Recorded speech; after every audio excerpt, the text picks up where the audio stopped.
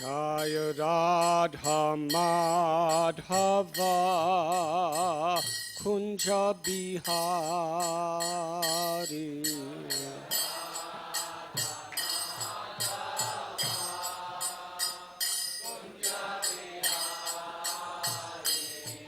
Jaya Radha Madhava Kunja Bihari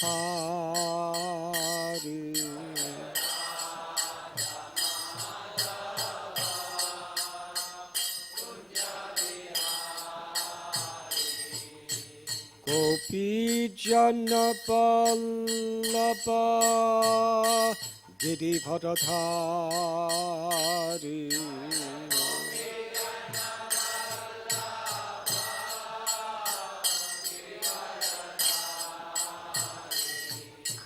Gopi Jana Vallabha Giridharadhari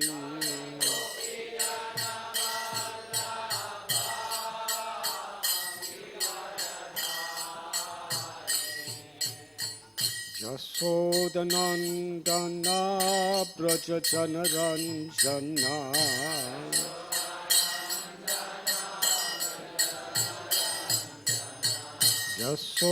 Yasodanandana Braja Janaranjana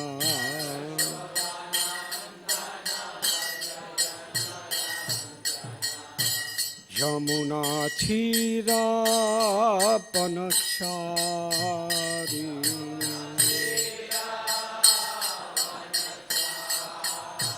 Yamuna Thira Panachari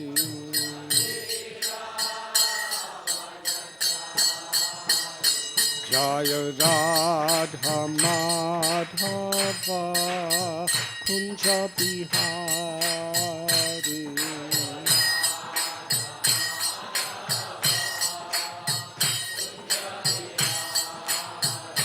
Jaya Radha Madhava Kunja Bihari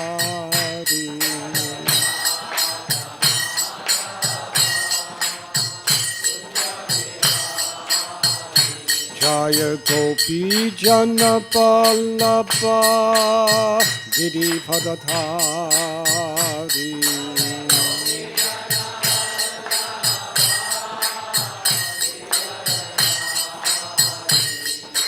Gopi Jana Vallabha Giridharadhari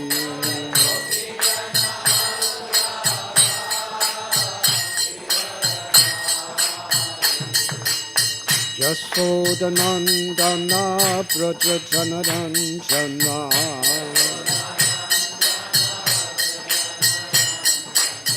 Yasodanandana Braja Janaranjana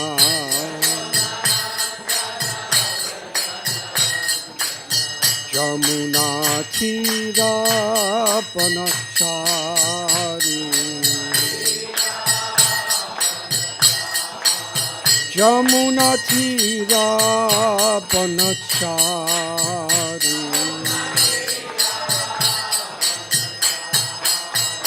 Jaya Radha Madhava Kunja Bihari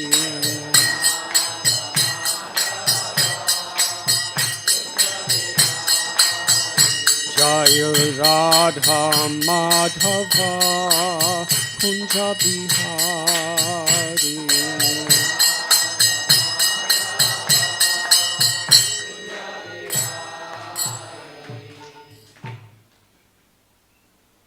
Jayom Vishnupad Paramhansa Parivrajakacharsha Astotra Sutta Sri Srimad A.C. Bhakti Vedanta Swami Prabhupada Ki Jai Jayom Vishnupad Paramhansa Parivrajakacharsha Astotra Sutta Sri Srimad Srila Bhakti Siddhanta Saraswati Thakur Prabhupada Ki Jai Ananti Koti Vaishnava Vrinda Ki Jai Namacharya Haridas Thakur Ki Jai Prem Se Kaho Sri Krishna Chaitanya Prabhu Nityananda Sri Advaita Gadadhara Shivasadi Gaur Bhakta Vrinda Ki Jai. Sri Sri Radha Krishna Gopa Gopinath Sham Kund Radha Kund Giri Govardhan Ki Jai. Sri Vrindavan Dham Ki Jai. Sri Navadvip Mayapur Dham Ki Jai. Sri Jagannath Puri Dham Ki Jai. Ganga Mai Ki Jai. Yamuna Mai Ki Jai. Bhakti Devi Ki Jai. Tulasi Devi Ki Jai. Samaveda Bhakta Vrinda Ki Jai. Gaud Premanandi. All glories to the assembled devotees. All glories to the assembled devotees. All glories to the assembled devotees. All glories to Sri Guru and Sri Gauranga.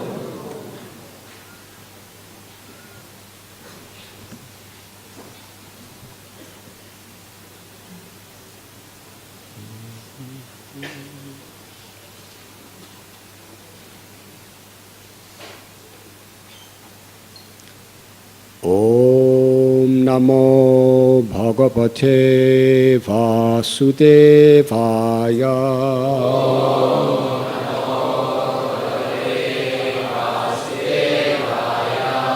Om Namo Bhagavate Vasudevaya.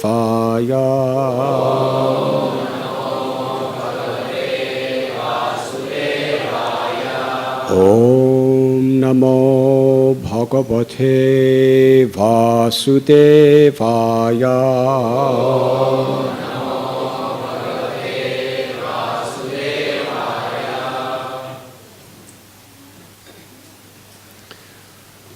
Kripa Sudha Sarid Yasya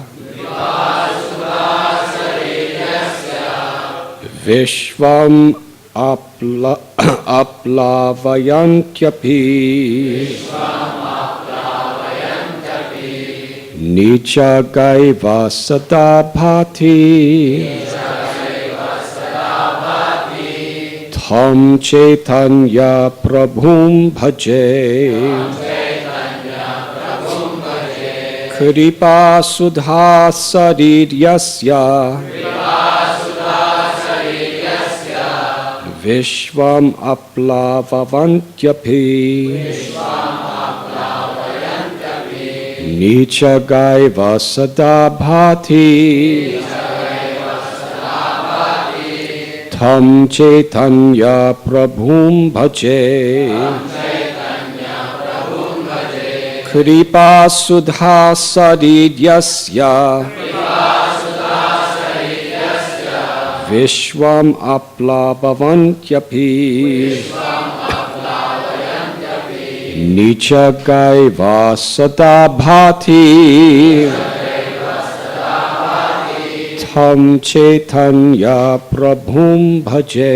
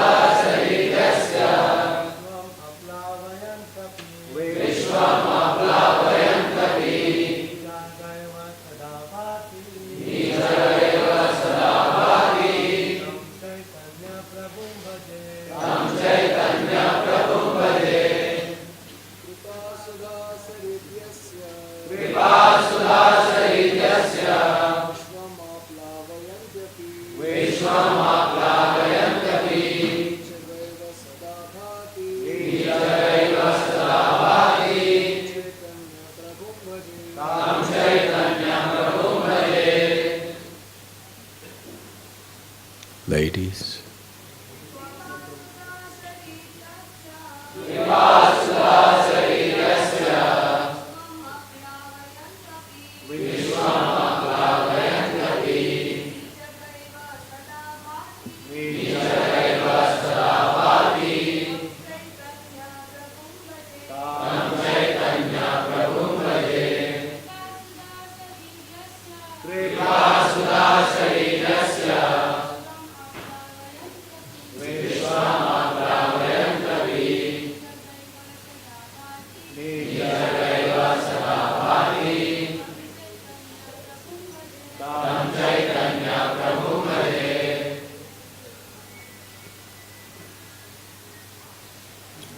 Kripa Sudha,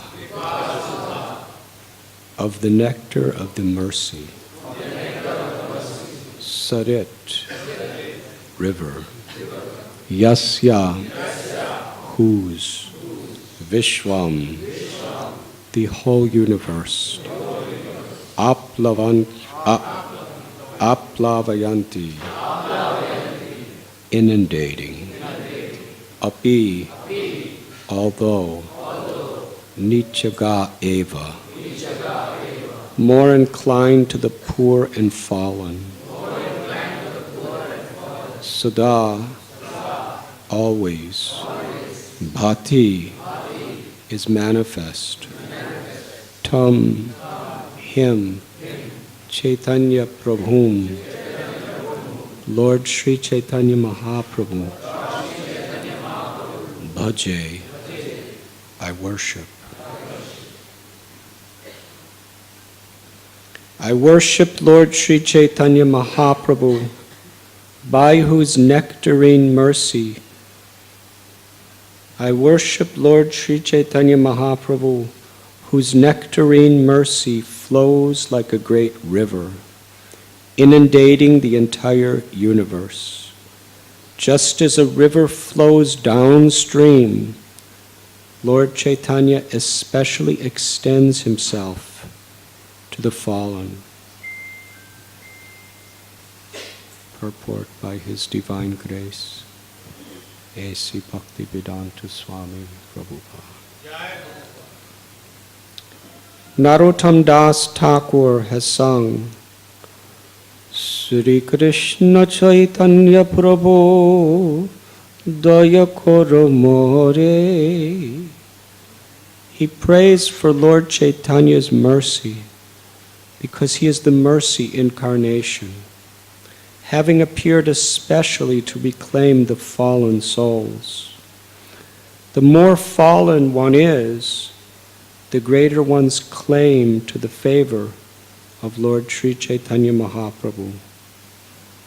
One must only be very sincere and serious. Despite being contaminated by all the bad qualities of this Kali Yuga, if one surrenders unto the lotus feet of Sri Chaitanya Mahaprabhu, the Lord will surely and certainly deliver him. The best example is Jagai and Madhai. In this age of Kali, practically everyone is like Jagai and Madhai.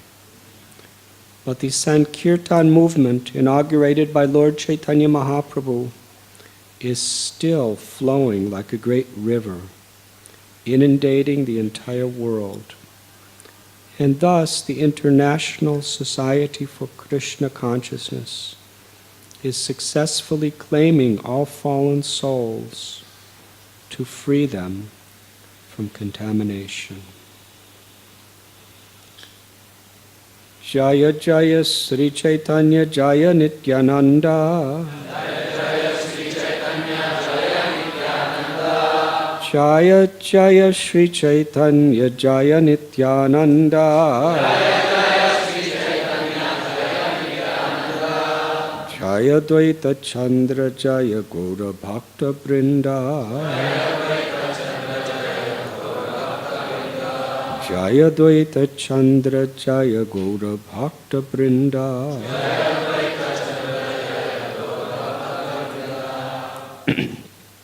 All glories to Lord Sri Chaitanya Mahaprabhu. All glories to Lord Nityananda. All glories to Advaita Acharya, and all glories to the devotees of the Lord.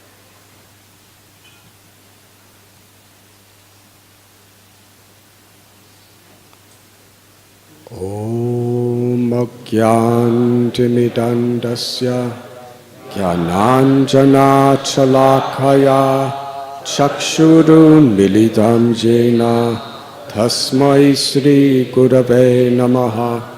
Sri Chaitanya Manobhishtam Sthapitam Yena Bhutale Swayam Rupa Kadam Ayyam dadati svapadantikam vandeham Sri Guru Sri Jutha Padakamalam Sri Gurun Vaishnavanscha Sri Rupam Sagrajatam Sahagana Raghunatham Vitam Tam Sajivam Sadvaitam Savadutam Parijana Sahitam Krishna Chaitanya Devam Sri Radha Krishna Padan Sahagana Lalita Sri Vishakam Vitamscha He Krishna Karuna Sindhu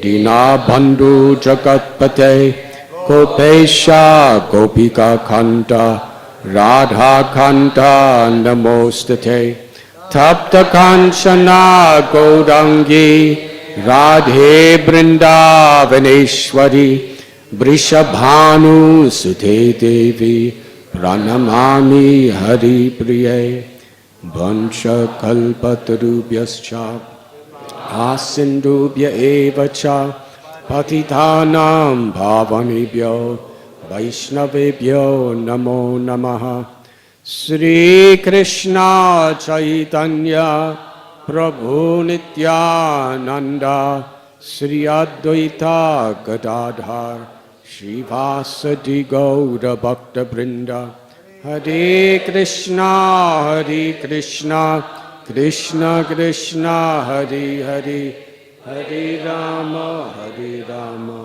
Rama Rama Hare Hare. Hare Krishna. All the devotees are requested to either turn off their cell phones or kindly put them in the silent mode.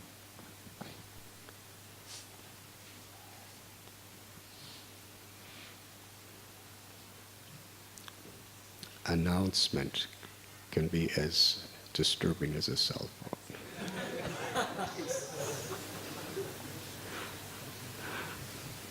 But because it is offered with love and devotion, it's very pleasing to the heart.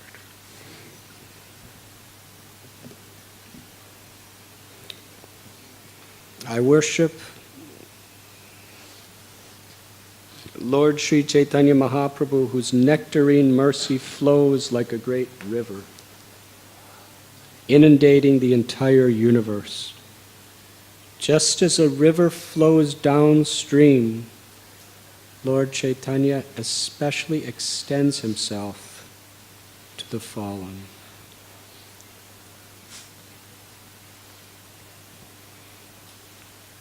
We are reading from Adi Lila, chapter 16 of Sri Chaitanya Charitamrita, text number 1 and 2.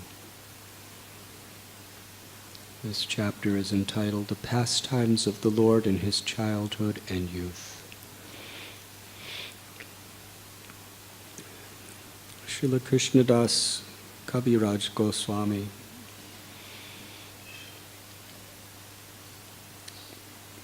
begins this chapter with a beautiful Sanskrit verse.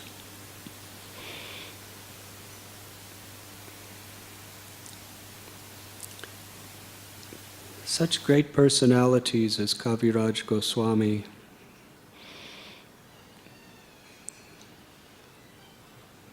in one poetic expression of love can also reveal the innermost secrets on a very practical level of how one can access the grace of the Lord and thus overcome all obstacles in life.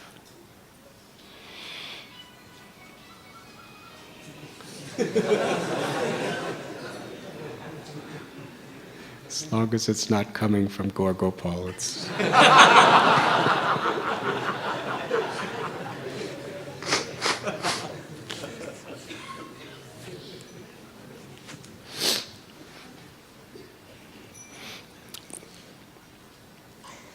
Sri Chaitanya Mahaprabhu has described his nectarine mercy.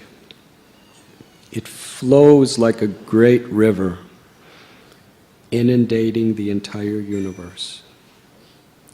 Just as a river flows downstream, Lord Chaitanya especially extends himself to the fallen. This analogy of a river is very powerful.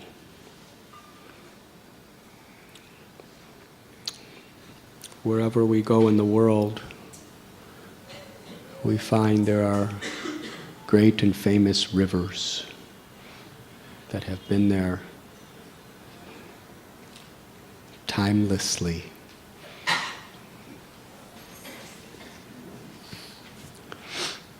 In India, countless rivers, Ganga, Yamuna, Saraswati, Narmada, Kaveri, Krishna, Godavari, Krishna Venva, and so many others. The Vara, the Nasi, Varanasi is two rivers coming together.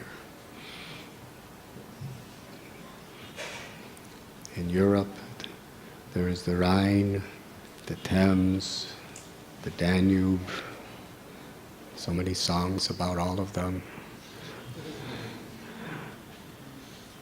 In America, there's the Mississippi River. I still remember in school how to spell it, Mississippi.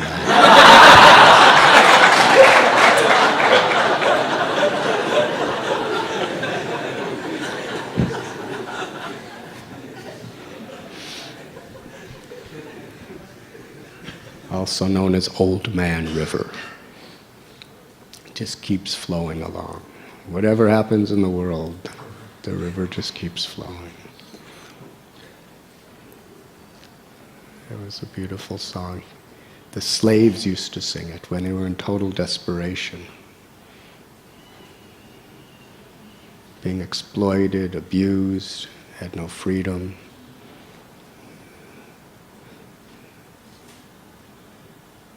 It said, the Old Man River, he must know something because he don't say anything. He just keeps flowing along.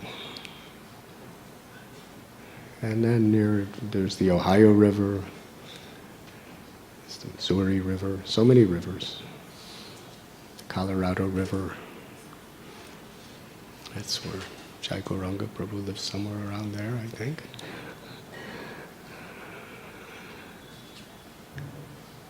In South America, there's the Amazon River. You have heard of all these?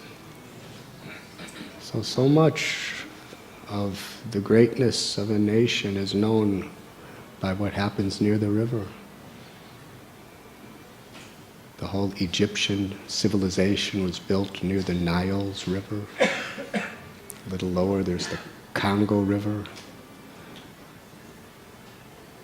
Most of the Western religions, so much history along the banks of the Jordan River.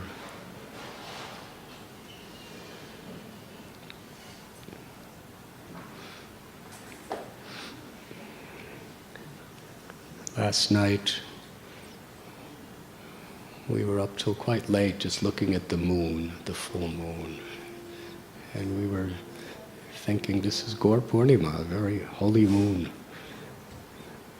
And so many things change in this world, but when you look up in the moon, you see the same moon that people saw during Lord Chaitanya's time. Yes, Bengal is very different from what was Lord Chaitanya's time. Vrindavan is forever, eternally the holy abode of the Lord, but men have done a lot to Vrindavan. When Krishna wasn't there, there wasn't dharamshalas and restaurants and hotels and golf courses.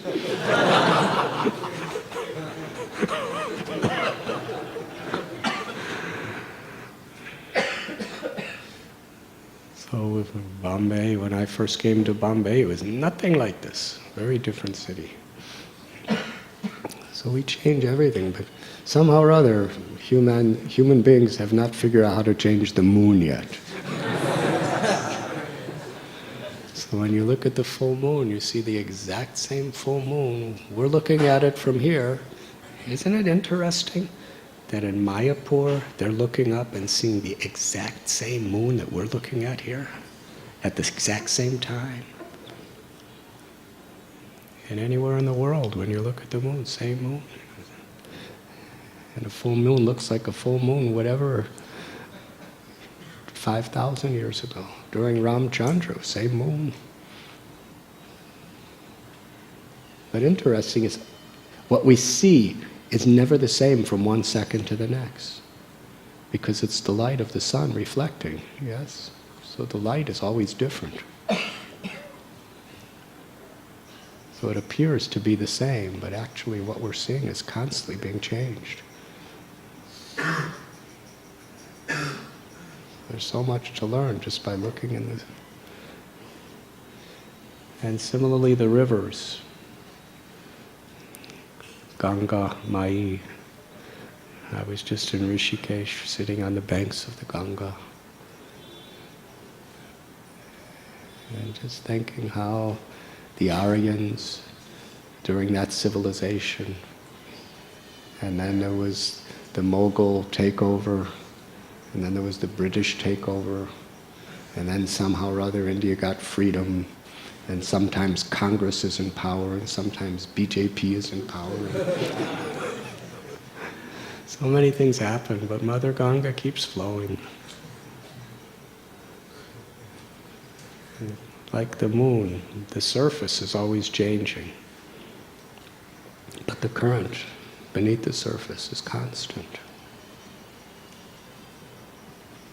The current of truth is constant, although the manifestations within this creation are in constant change. Nothing is actually stable even for a couple seconds. We may look at a big mountain and think it looks still, but on an atomic level, there's always changes happening beneath the surface of our mortal eyes. So much dynamic activity taking place, constant change.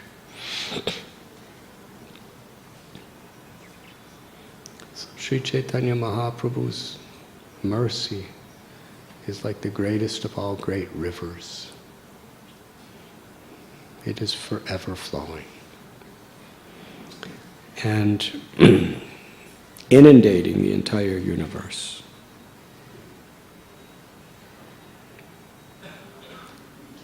Still, yeyatamam prapadyante tam stataiva bhajamyaham. The Lord reciprocates with how we are willing to open our hearts to receive His mercy and to surrender.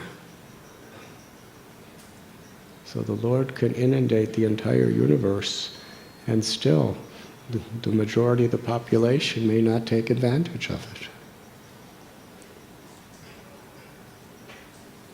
It's like in a desert. There could be beautiful, wonderful water, but if nobody's willing to go to drink it, that is the problem. And really, what is the Krishna consciousness movement? It's not creating the river's already there. It's trying to somehow or other persuade people. Drink from this water. People are so busy drinking the waters of the temporary materialistic satisfaction, striving after these things, mad after these things, spending so much time risking their lives to try to quench their thirst with the salted waters of material enjoyment.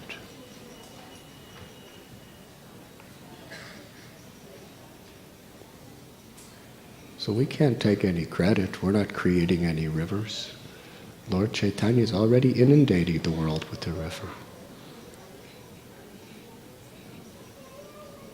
But through knowledge and through our examples we have a chance of helping Srila Prabhupada and the great acharyas to just convince people this salty water that you're giving your lives to try to find, it's not what really makes you happy. Here is the river. Here is the Lord's mercy that has descended into this world. Just like a river, many, they begin in very high places. The Ganga begins in Gomukh, above Gangotri. Yamuna begins at Yamunotri, high in the Himalayas. The Godavari begins at, I believe, Brahmagiri in Nasik. You have to climb a high mountain to get to that. And they naturally flow down toward the sea. And the sea is like the level. When we evaluate how high something is, from a geological perspective, we say so much meters above sea level. So the sea level is like the bottom place. And earth, mountains, whatever it may be, cities, civilizations are built, different levels above that sea level. And these great rivers, they are always flowing to the sea, always flowing to that lowest place, naturally.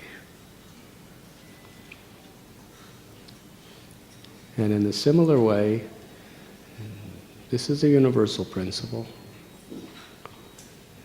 In the Bible, Jesus says, "The meek shall inherit the earth. Blessed are the humble in spirit, for those are the kingdom of God." Theirs is the kingdom of God.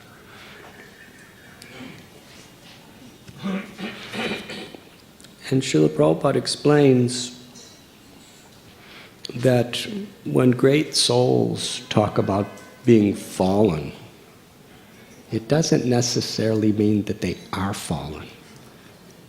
It means that they feel fallen. There's a very, very distinct difference. We're supposed to feel fallen, but we're not supposed to be fallen.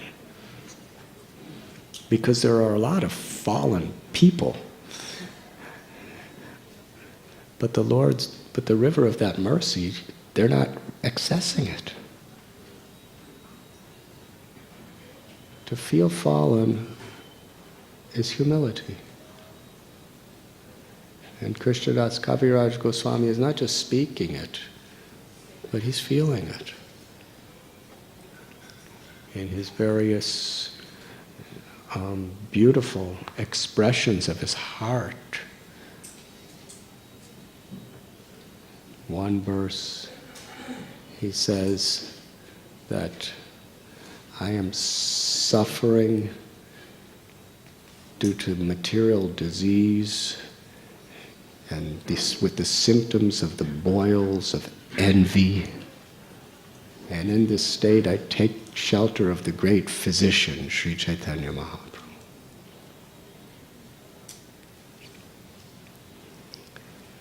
How many of you have had boils?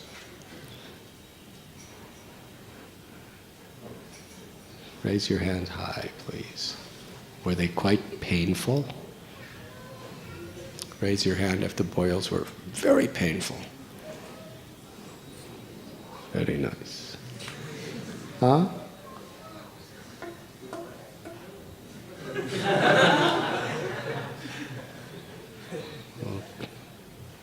What, Govinda, what are you saying?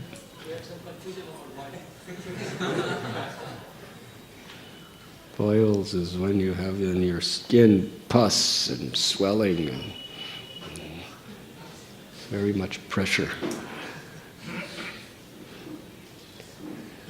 Anyways, when you have a boil, if you really have a bad boil, it just gets more and more and more painful until it breaks open and all the pus comes out. As long as the pus is in there. And the worst thing is if the pus doesn't come out. If it goes in instead of out, there's a certain technical word for that, and then your whole system becomes totally toxic. I've had that too. You get fevers and everything. And sometimes they even, they may have to amputate your limb if your boil goes in, the pus goes in. But you're just waiting for it to come out. It's painful, painful. And even though pus is so ugly, it's really disgusting. It's thick and it's gooey and it's green.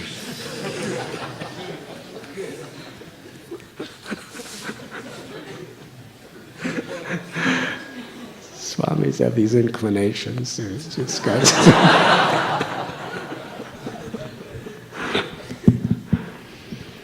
But still, it's like a celebration when it starts coming out.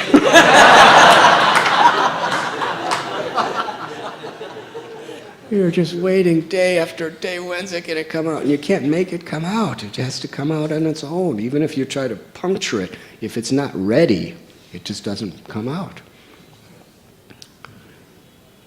Sometimes a week, pain, when will it come? And then it comes. It's the most disgusting stuff you could possibly imagine, but you're so happy to see it because it's coming out of you. So Kaviraj Goswami is giving a good analogy that envy is like boils, the worst possible boils. See?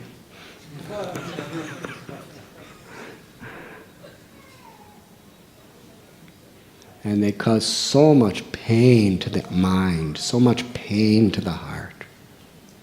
In fact, Srila Prabhupada explains that the basic principle of material existence is envy.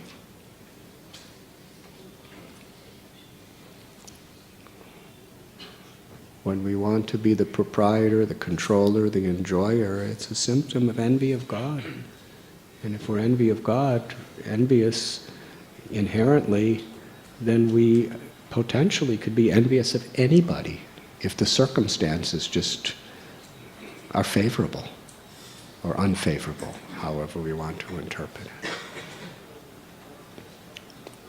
Brothers, sisters and sisters, brothers and sisters, friends and friends, partners.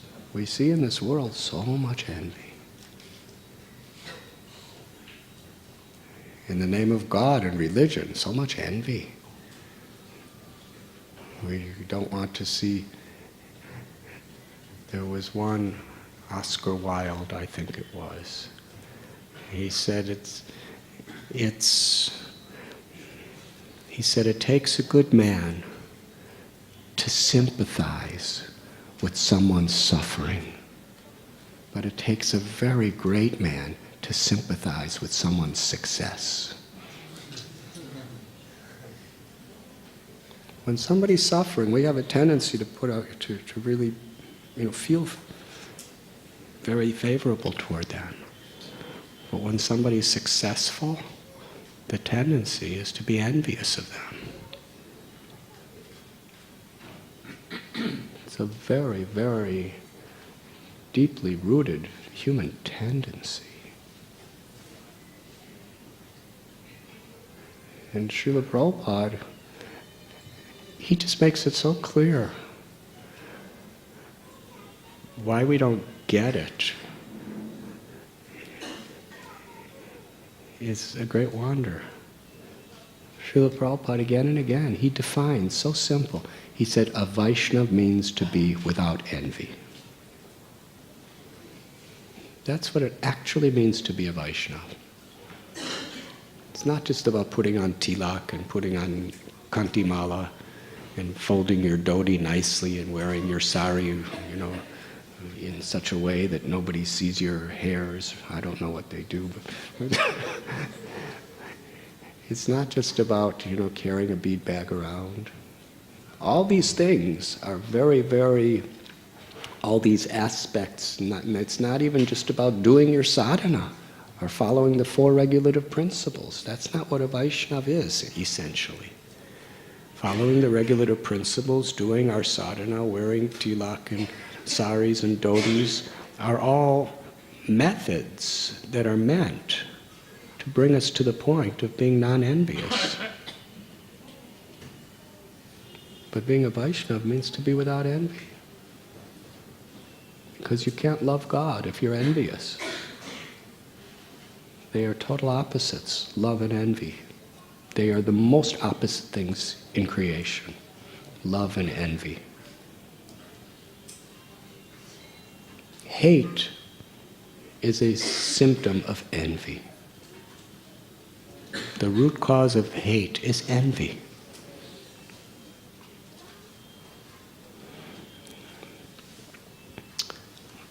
So Kaviraj Goswami is explaining envy is like boils. They are the source of so much emotional, mental pain for the heart.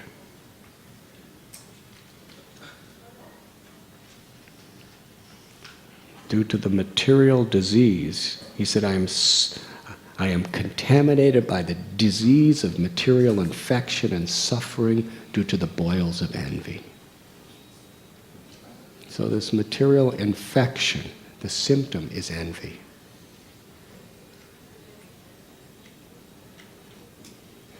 And when we actually take to spiritual life, sometimes what happens is we puncture that boil and the pus starts coming out. The pus, which is the cause of the envy, starts coming out.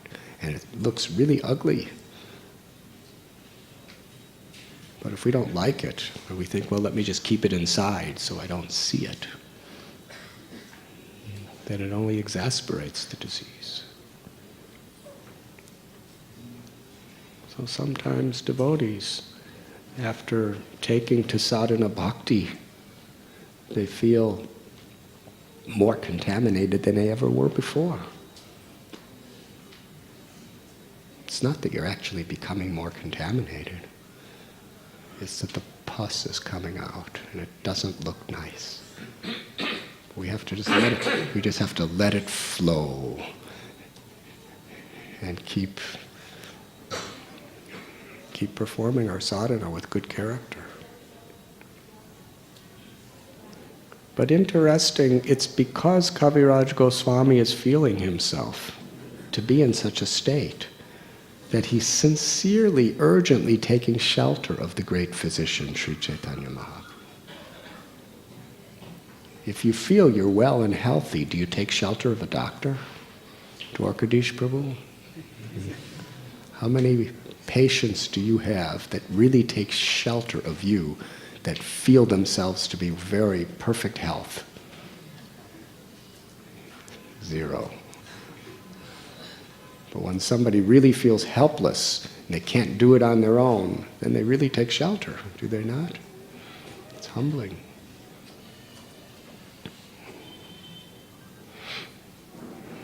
Similarly, Krishnadas Kaviraj Goswami writes that I'm more sinful than Jagai and Madhai. If anyone hears my name, they lose their piety, and if anyone speaks my name, they become sinful. And he begins that verse by saying, I am lower than a worm in stool. That's quite graphic. I think that goes beyond the boils of envy. Because he was a Goswami too. Great Goswami. These analogies are very striking. They really hit you hard. It's not that we should just read it and go over it. We should meditate on it. What does it mean to think yourself lower than a worm in stool? You have to put yourself in that position. First of all, you have to meditate on stool.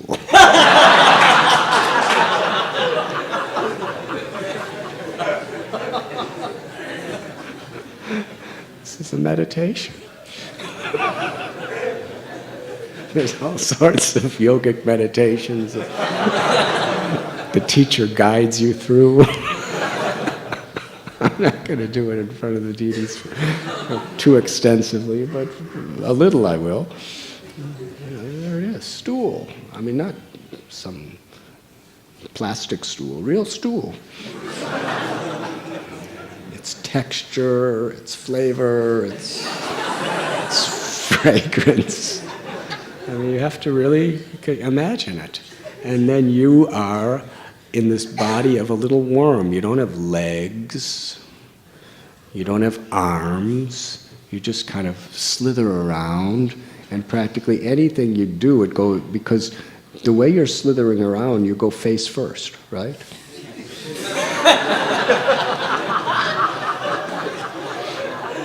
Like now we walk with our legs, we have our hands, so our mouth is in a different place.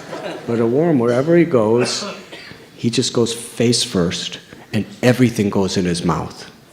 And everything goes in his nose, if they have noses. It just, everything. And that's where you live.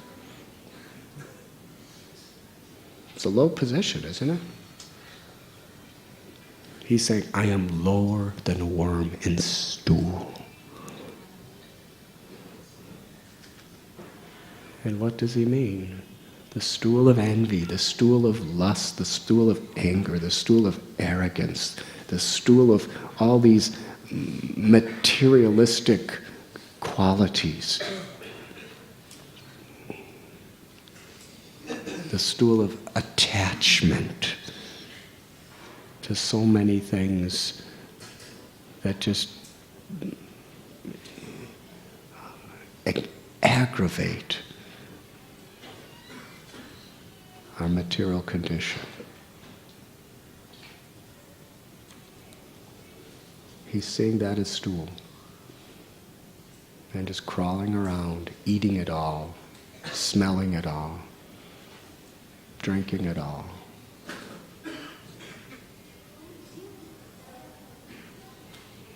And Srila Prabhupada, he gives the analogy too. He said dry stool is very unpalatable for a hog or a worm, but wet stool is very delicious.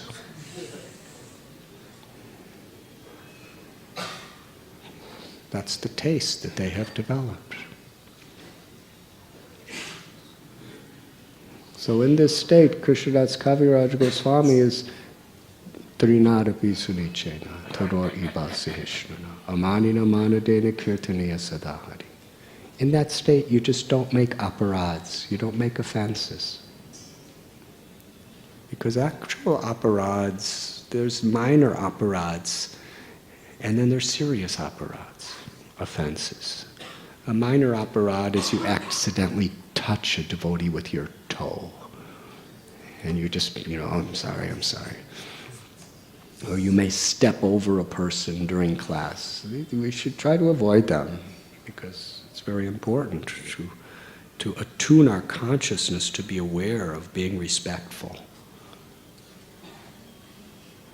But real offenses is when we actually try to hurt someone due to envy or due to arrogance. That is serious. That Krishna cannot tolerate. If we speak words or perform actions to try to impede a person's progress in life due to arrogance or envy, that is called the mad elephant offense. And the scriptures explain so much of the suffering that people go through are due to past offenses. And so much of what devotees have to go through is due to offenses. And the offense is considered, offense to a Vaishnava is considered a mad elephant offense. How many of you have encountered mad elephants? I was just in Rishikesh, and it's interesting, driving down from Dehradun to Rishikesh through the forest. Every couple hundred meters practically, or within every kilometer, I would say, there are big signs, amazing signs. And some of them are different, some of them, they have this gigantic photograph of a male elephant with massive tusks pushing over a car, the way a child pushes over a mango seed. That's what it looks like. A car full of people looks like a little matchbox compared to this elephant. And he's standing over it, pushing it over. And it says, beware of wild elephants. Everywhere, because so many people get hurt. Cars get crushed, people get killed. And as we're driving, the person driving, I said, do you see, because you drive this road many times, do you see wild elephants? He says, oh yes, so many times. I said, well, has any ever attacked your car? He said, no. I said, what would you do if he did? He just looked at me like, I hope they don't. Because there's nothing you can do. If they block your car, because they stand in front of it, and they block the road, what are you going to do? You know, you start backing up, he'll just, they just step on it, knock it over, throw it down a cliff. So I was wondering why they're having all these signs, because what are you going to do about it? But then I was thinking, you know, people could chant the holy name when they're driving.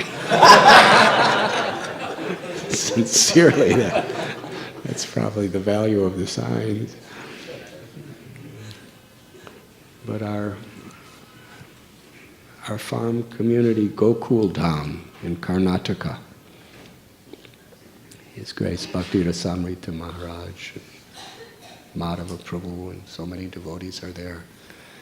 And they told me, one time I was there, and they told me that there's very, very clear water on the neighbor's farm. And we have an ox cart with a big water storage that we take there and fill it with water and then bring it back to our place, because we don't have that fresh water like they do. So at a certain point, the neighbor would not allow us to bring the ox with the big water tank. We'd have to just go there with buckets by foot, because he had a rice crop growing. And this time of the year, he wouldn't allow, because it would interfere with his growing of rice or something. So then I saw our devotees were going with the ox cart. I said, this is the time of the year, how is that? He said, because the rice crop of our neighbor was totally destroyed by an elephant. Now I'm getting to the point of the story, so be a little patient. One elephant, massive male elephant.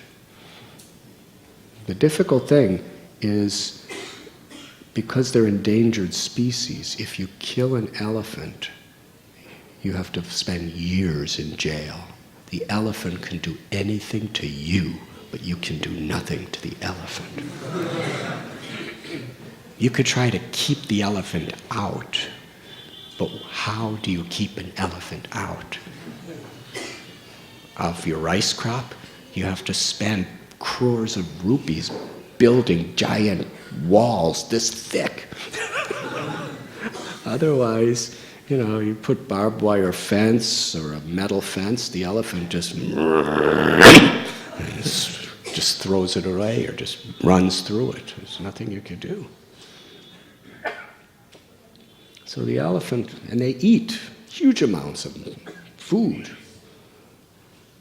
It's like Hastinapur, the city of elephants. In days of history, the great kings, it's a sign of great wealth that you could maintain a lot of elephants because they eat so much. They can eat, I don't know, 100 kilos. So anyways, this elephant was just eaten all the rice, just when it's just about to be ready to harvest, just eats and eats and eats and eats and eats and eats and eats, just massive amounts, just pulling it right out of the ground.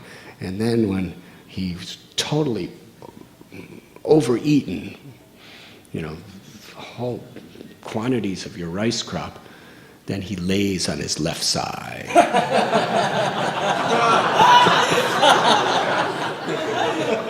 And wherever he lays, he completely crushes and destroys the crops that are there.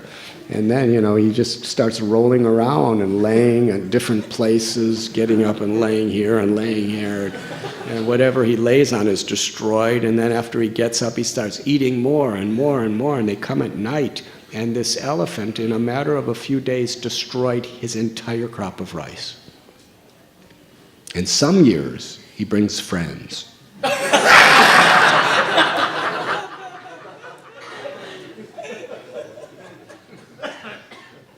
So they told me that a little boy, about 8 years old, was walking, and he saw the elephant, and the elephant looked at him, and the little boy got scared, and he went, he screamed and started running away. And you can't run away from an elephant. They're really fast because they're so huge. So the elephant charged at this little boy and trampled him with his giant feet and pierced him with his tusk. It killed the child. And still, they couldn't do anything to the elephant. So a few days later, this was just on the property adjacent to ours. A few days later, I think it was a couple brahmacharis, they were walking, and the elephant saw them.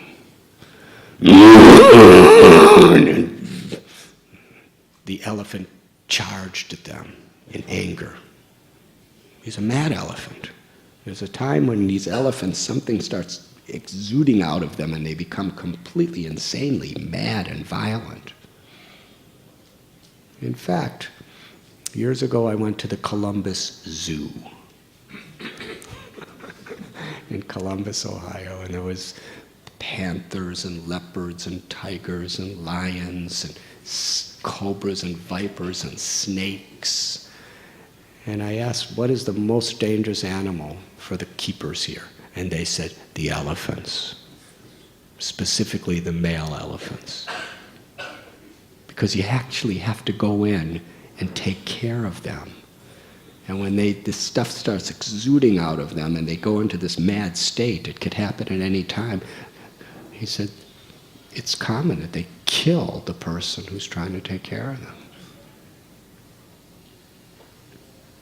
And they're very, extremely strong.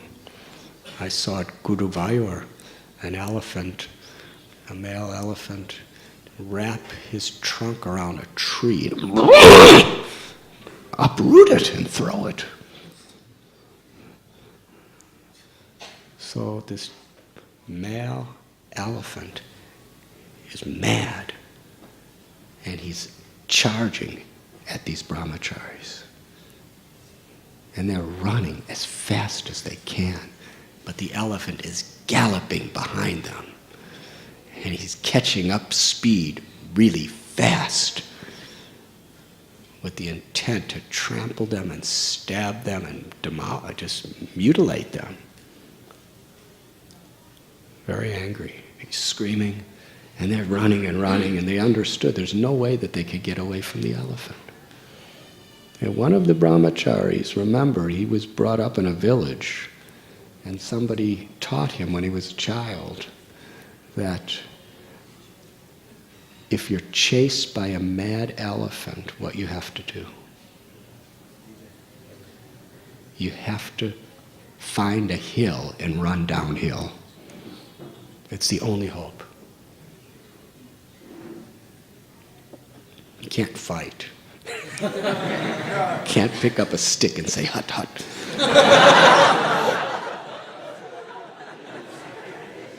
Even a gun, even if you have a pistol or a rifle, it doesn't work. You know, for an elephant, you have to have an elephant gun.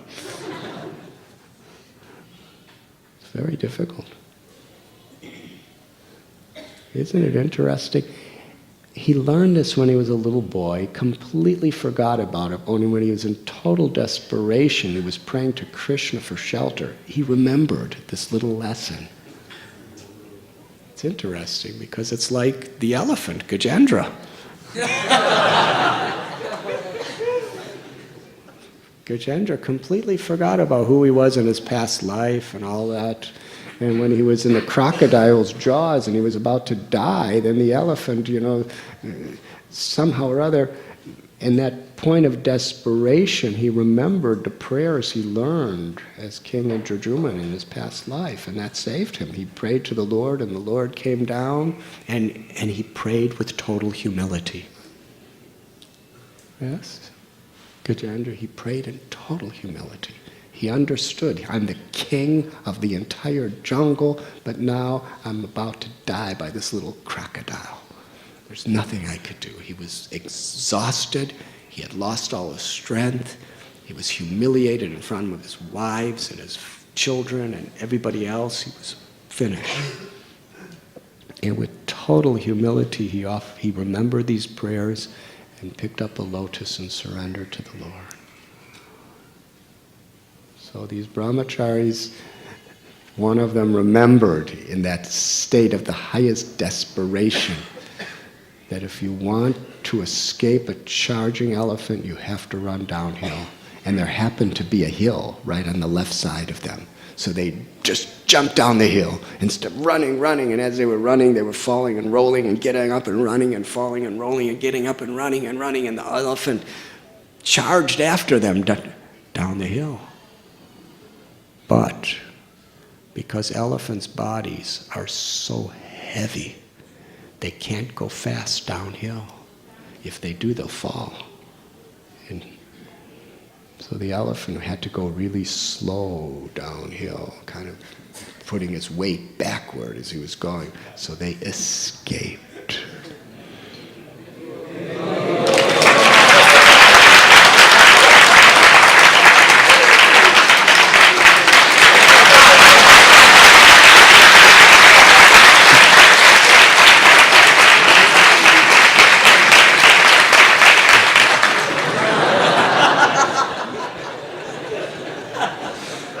Thank you.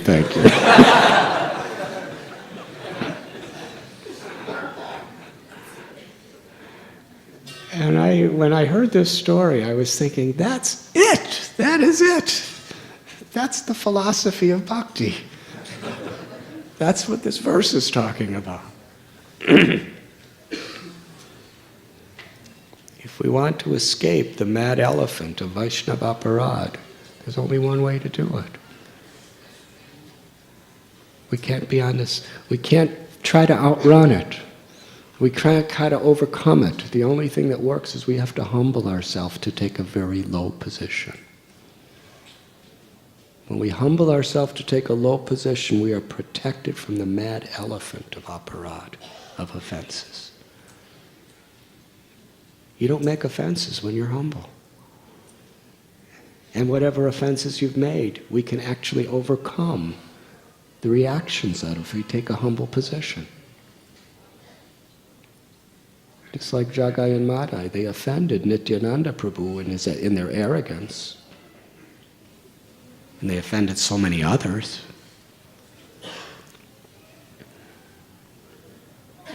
And it wasn't by their intellect, it wasn't by their tapasya, it wasn't by any rituals that they could overcome it. It was only when they fell at Lord Nityananda's feet, and with a genuinely sincere and serious heart that Prabhupada talks about here, that they humbled themselves to beg forgiveness and to want to serve. They were completely forgiven.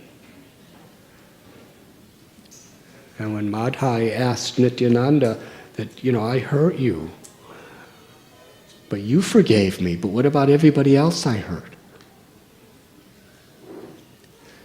Nityananda Prabhu said, humbly serve everyone. Clean the bathing ghats of Navadvip. And whoever comes to those bathing ghats, beg forgiveness, and serve them with all humility. And build a new ghat with your spade to serve them.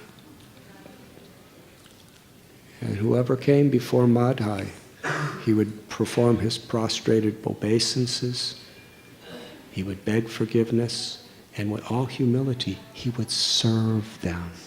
It wasn't just a vocal thing, but he would build ghats for them, he would clean for them, he would carry their clothes for them, he would wash their clothes for them. He freed himself of all the aparads he ever did by taking a humble position.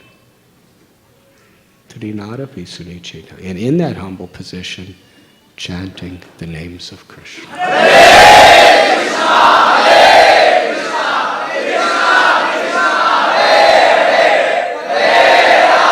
Hare Ram, Ram, Hare. This is the secret of success, and there's no other way. Sincere, serious humility and service is the only way to overcome our aparads and prevent future aparads. And it's the only way to call out the Lord's name in a way that He takes us serious. Krishna takes us... Krishna will connect us with Himself in any way we chant the name. But He'll take us serious to reveal Himself and really help us when we chant with great seriousness. And seriousness means humility, with a desire to serve. This is what Sri Chaitanya Mahaprabhu personally demonstrated, and this is what each and every one of his devotees personally demonstrated.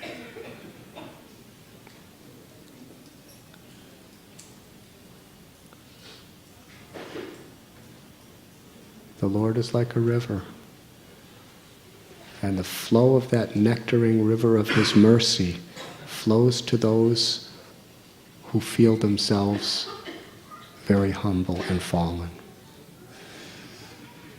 If you think you're very high, rivers don't flow upstream. Sometimes they do, but it's very rare. Rivers flow down. Have you ever seen a river flowing up a mountain? Naturally, sometimes, we have pumps with fountains and stuff like that. But a river, a big river, they flow down. So the nectarine mercy of the Lord goes to the low, goes to those who feel themselves lowly. They don't go up to those who feel themselves great.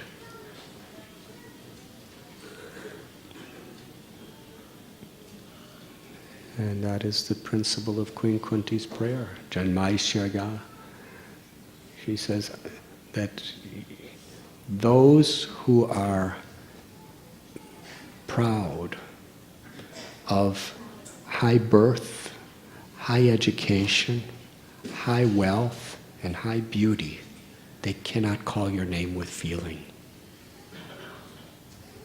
Akinchana gochara. You are the property of the impoverished. And what does that impoverished mean? It doesn't mean you necessarily have to be physically in poverty, but it means you feel that nothing is mine. Akinchana gochara.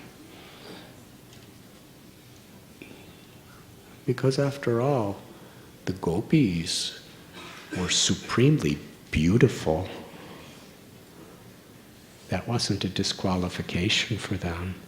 But they weren't proud of their beauty. Their beauty was just for Krishna's pleasure. It wasn't for their own arrogant enjoyment.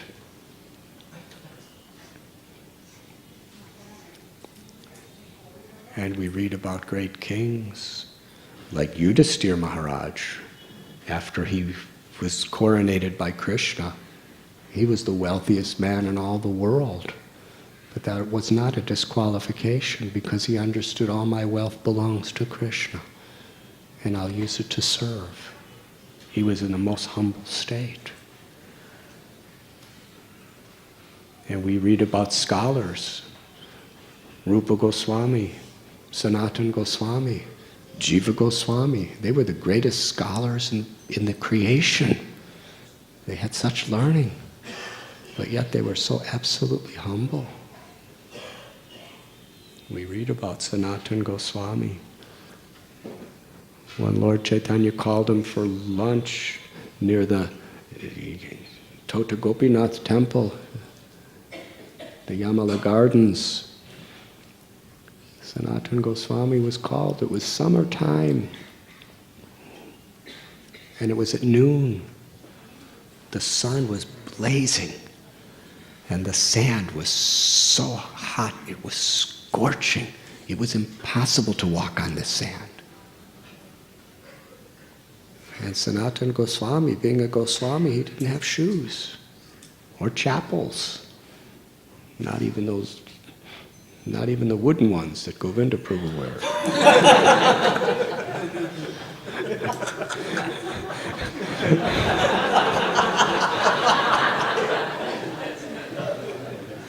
He was barefoot.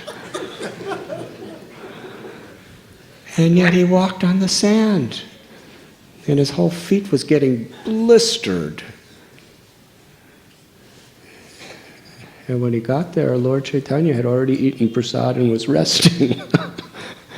And the servant Govinda gave Sanatan some prasad.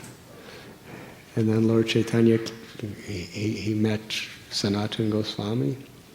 He said, "How did you come?" He said, "I came by the beach." Lord Chaitanya said, the sand and the beach is like blazing fire. Your feet must be in terrible pain. Why didn't you come by the road near the Jagannath temple? Sanatana Goswami didn't say anything. But you see, Krishnadas Kaviraj Goswami is constantly reminding us of this principle of humility as the culture of a Vaishnava, non-envious and humble. So he's telling us what is in the mind of Sanatana Goswami. He knows because he's there. That Sanatana Goswami was thinking that I'm so fallen and I'm so sinful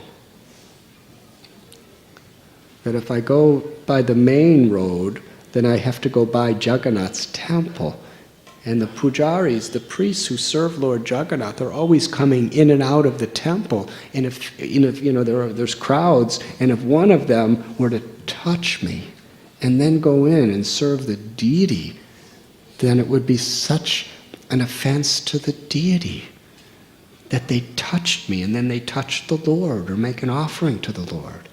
So I cannot commit such an offense or implicate anybody else in such an offense, so I can't go that way.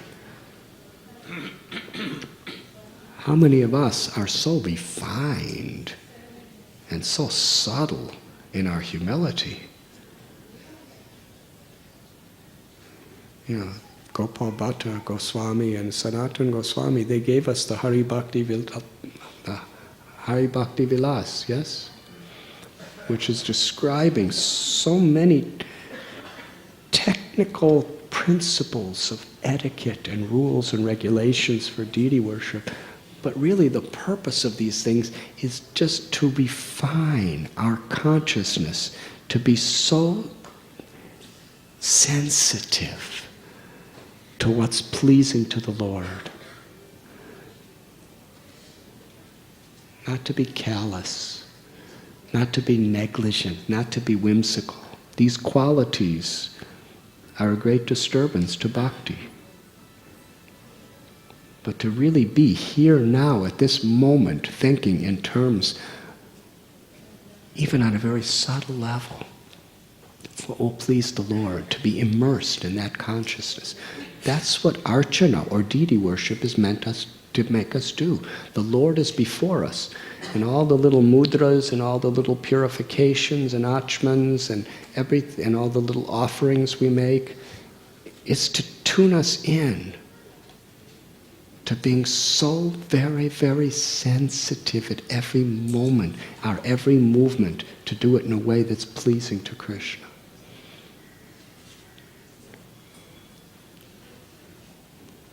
Raghava Pandit. Lord Chaitanya was praising Raghava Pandit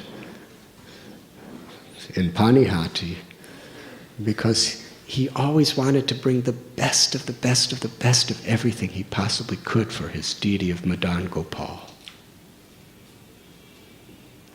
At one time, he had all these coconuts growing in his house, but there was a better kind of coconut that grew some distance away. And he had to go all the way to this place to get a more tasty coconut. He got some, and he clipped them, and what he would do, he was bring them into the deities, and first he would give the whole coconut open, and the deities would drink it. And then he'd take it off the altar, and he'd scoop out the malai and offer that, and the deity would eat it. Very technical deity worship. And one time the pujari, as he was bringing the coconuts and the offering, he happened to touch with his finger above the door, and then he touched the coconut, and Raghava Pandit saw that and took the coconut and threw it over the wall. It cannot be offered to the deity. These are priceless coconuts that he went a long way to get. Why? Because he was thinking that, people walk with their feet on the floor, and if a breeze comes, it may take some of the dust that's on the floor and bring it up to the top there. And he touched the top, and then he touched the coconut. Therefore, the coconut can't be offered. Now, for most of us, we wouldn't think of that. And even if we did, we'd say, this is a valuable coconut. I went so many kilometers walking to get. I'll wash it in case any dust happens. But for Raghava Pandit, it's too late. Washing won't do. Discard it, throw it. Let somebody else eat it, not Krishna. And Prabhupada says that, you may think this person had some cleansophobia or something. There are people who have this kind of phobia. It's like a mental disease where they're always worried about germs. Yes? But it wasn't like that. He was just so deeply thinking, so tuned in to making things perfect for Krishna.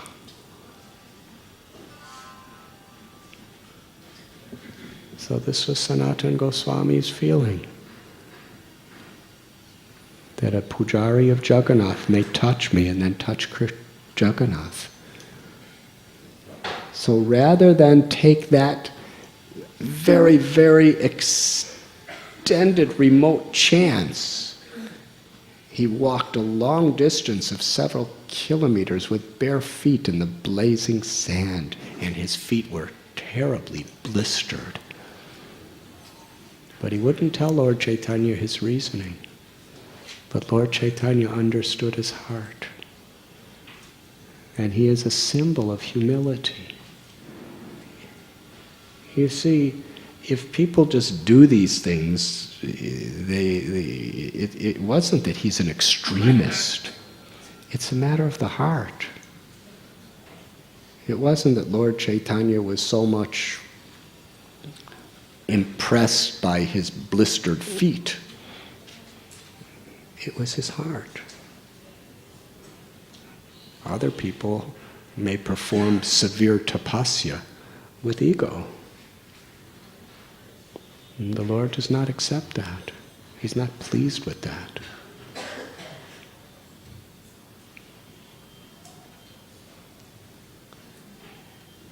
But the Lord showered His infinite mercy on Sanatana Goswami, because Sanatana Goswami, although the most learned scholar in the world, he and Rupa and Jiva,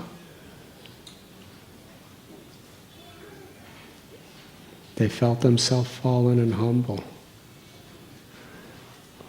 When Sanatana Goswami was telling Lord Chaitanya that I don't know who I am, I don't know why I'm suffering, I don't know who is God, I don't know where I'm going, I don't know why material existence is the way it is, but still people call me a pundit, a learned scholar, and I am so shameless I believe them. Please tell me, who am I? What is the purpose of life? And Lord Chaitanya, when he was hearing Sanatana Goswami speak, he was crying. He said, stop speaking like this. Your humility is breaking my heart. And Sri Chaitanya Mahaprabhu said to Sanatana Goswami, actually, your qualities, your character, and your knowledge is so exalted that you are fit to be my guru. You are my guru. But for the sake of strictness, you are speaking like this. What does that mean, for the sake of strictness? It is his natural quality. He has all good character, but he's thinking himself the most fallen. Therefore, the nectarine river of Sri Chaitanya Mahaprabhu's mercy is flowing unrestrictedly, profoundly, inundating his heart. Because he's feeling himself low. The river flows to the heart that feels itself low. And the river will not reach the heart that feels itself high.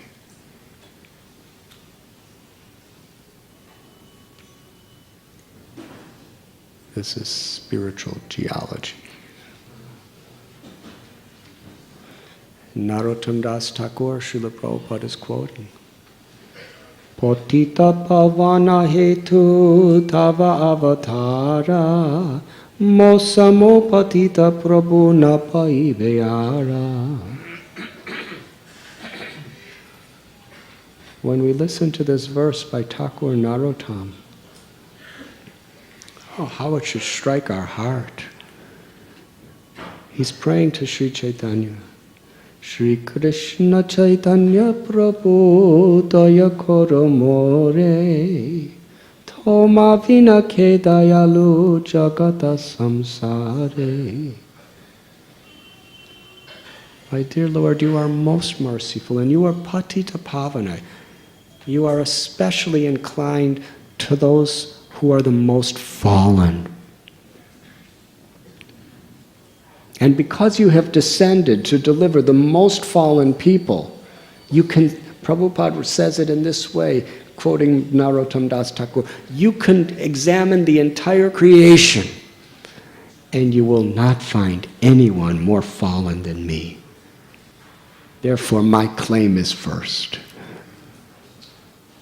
If you have come to deliver the most fallen, here I am. This was the same spirit as Rupa and Sanatana Goswami when they met the Lord at Ramakeli. They were presenting themselves as the most fallen, the most degraded, lower than Jagai and Madhai, who were born of Brahmin families who may have done some sinful deeds, but they didn't serve sinful people like we do. You have come as to deliver the most fallen, and the purpose of your avatar will be fulfilled if you can deliver us. This is the way Rupa and Sanatana are thinking.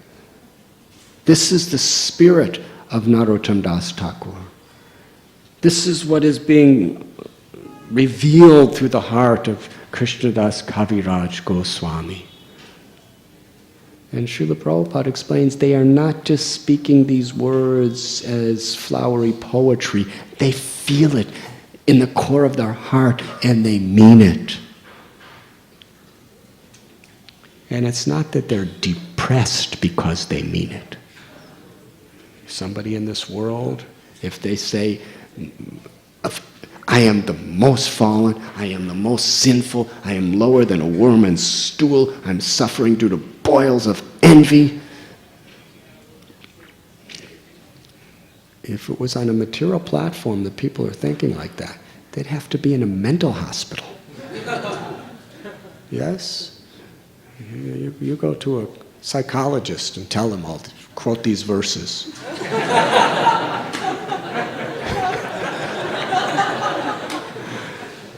psychiatrists, and they'll start injecting you with antidepressants. And they'll start, giving you counseling to make you feel good. Actually, you're a good person. And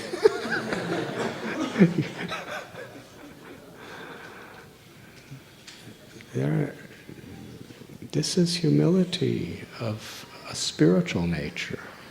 This humility doesn't make you depressed.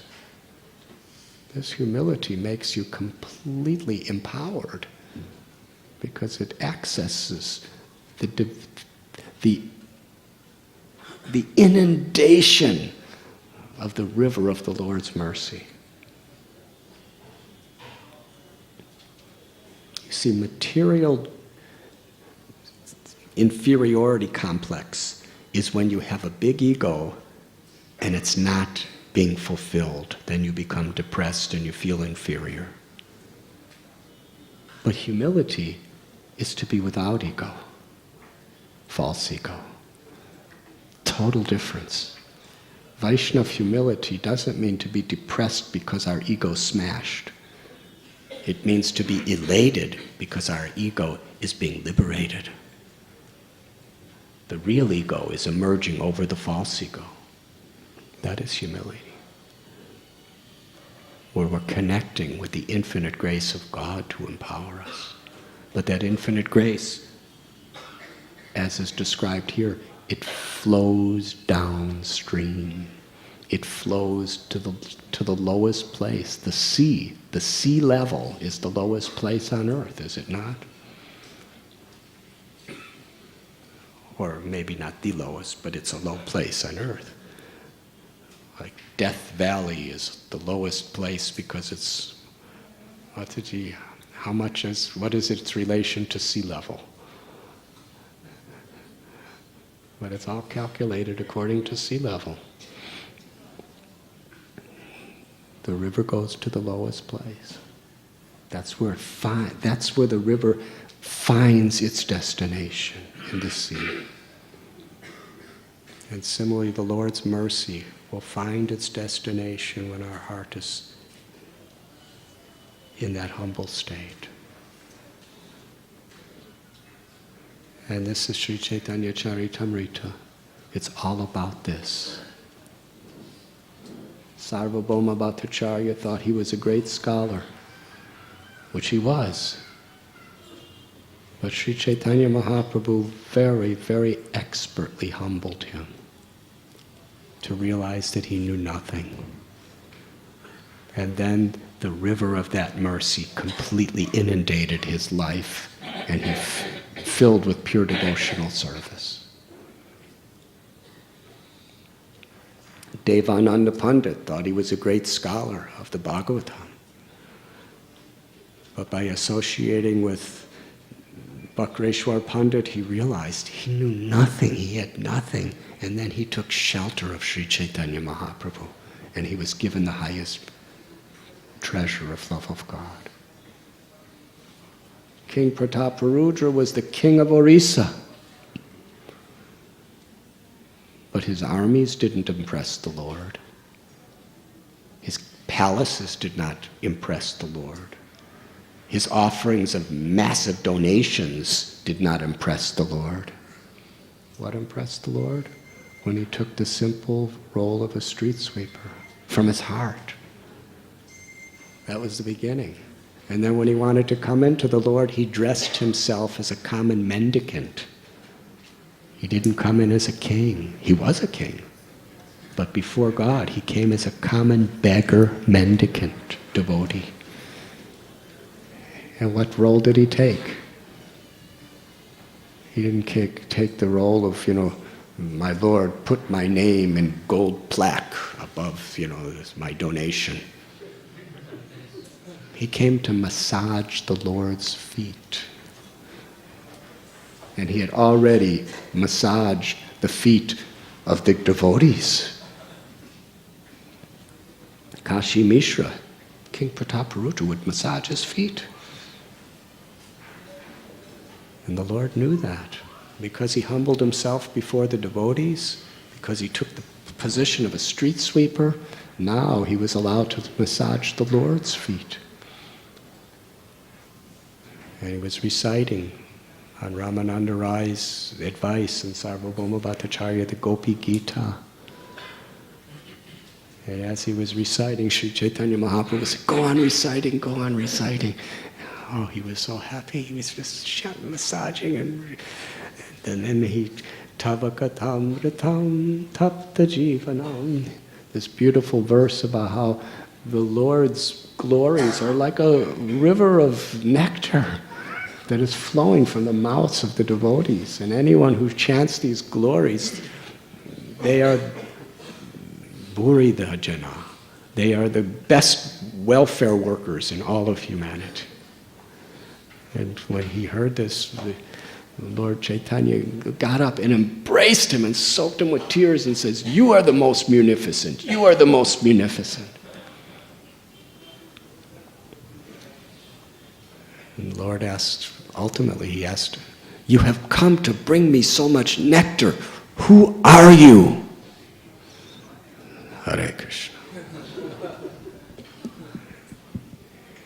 Sri Chaitanya Mahaprabhu would not meet the king. Just a few hours before in Rath Yatra, Lord Chaitanya fell down in ecstasy into the arms of King Prataparudra, and then he looked up and saw the king and said, "Abominable! I have been touched by a materialistic person," and jumped away.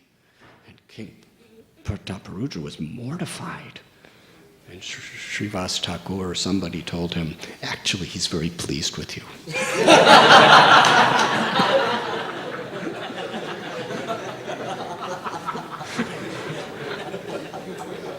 But Swami's, he's a sannyasi, so, he has to do these things. So now King is being asked by Sri Chaitanya, "Who are you?" You can't tell a lie to the absolute truth and get away with it. If he said, "I am King Prataparudra," oh God. He was in a disguise. And he couldn't lie and say, I'm somebody else. He had to tell the truth. But the king, from his heart of heart, he told the truth. Because he wasn't thinking, "I am King Prataparudra." He said, "I am simply the servant of your servants, and the only aspiration I ever have in my life is to be the servant of the servant of the servant of your servants." That was actually what his heart was. And that's why the river of the Lord's nectarine mercy inundated the king. And he gave him such mercy.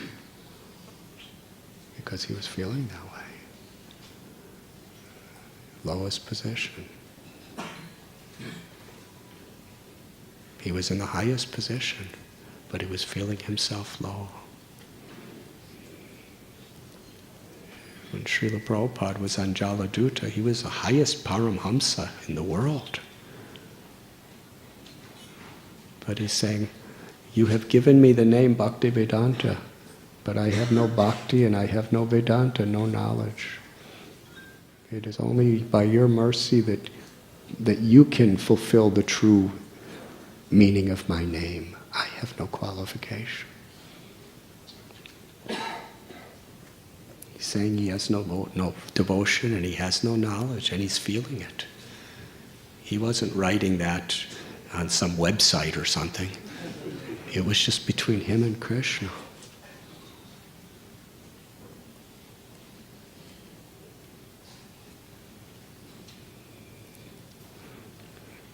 I worship Lord Sri Chaitanya Mahaprabhu, whose nectarine mercy flows like a great river, inundating the entire universe.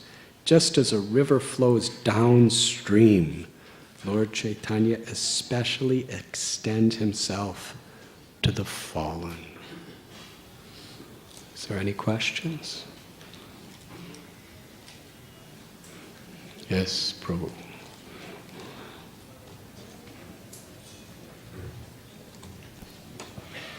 Hare Krishna. I was going to speak about Leelas today, but somehow this verse, like a river, took the little leaf of my consciousness and downstream. Yes? Maharaj, this is regarding the offenses.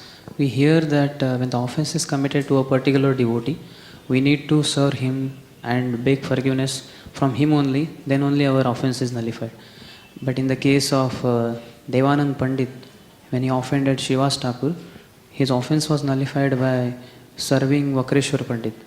So that part, some devotee was asking us question. We could not reply properly. Not necessarily. His consciousness was transformed by serving Vakreshwar Pandit. It's not that his offenses were removed.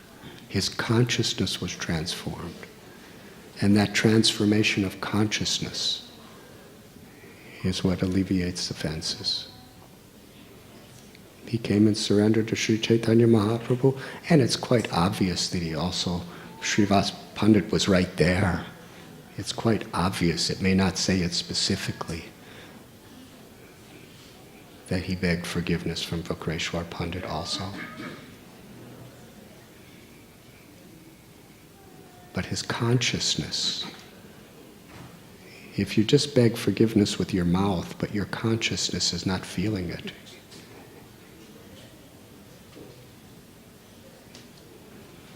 it's a formality. There's some benefit in that, but it's not a very deep solution. Humility means you really feel it.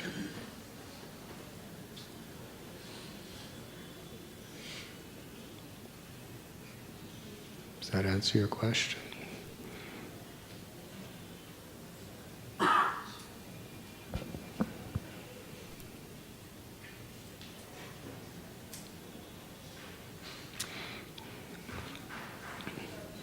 You see,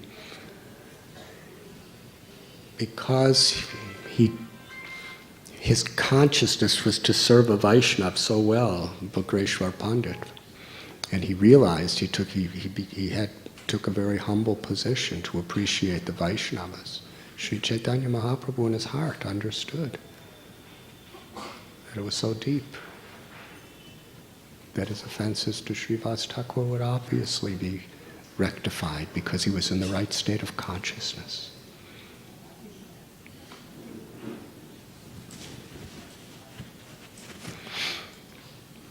Thank you very much. Srila Prabhupada ki jai.